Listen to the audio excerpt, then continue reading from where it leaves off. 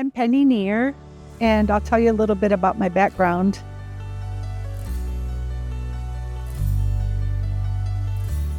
In the 1960s, the Palm Sunday tornado went through this area and it obliterated it. And despite there being brush and burdock and stumps, my parents decided to buy many acres here on the lake. And they had a vision of what it could become. My whole childhood, that's what we did, was clear the land. Little did I know that all this training and working in the yard led to being strong and being able to throw the discus far. I qualified to make the U.S. Olympic team in track and field. And that took so many years of training, sacrifice. As an Olympian, I know what it takes to be the top of the field and to perform at the highest level. Fast forward to last December, my childhood home flooded with inches of water. Right after the flooding happened, I was discouraged because I knew I had a big project ahead of me. And so I spent 6 weeks just gutting it. But now what? I had seen Ayers commercials on TV many times before. So they were my first call and my only call.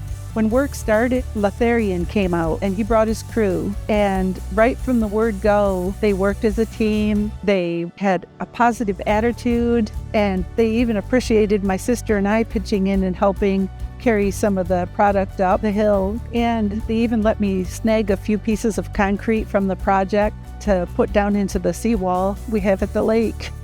And so what went from being a negative situation that was very overwhelming, now I'm confident, made new friends, looks great, it's dry, it's quiet, smells good, and it's all ready to be finished now.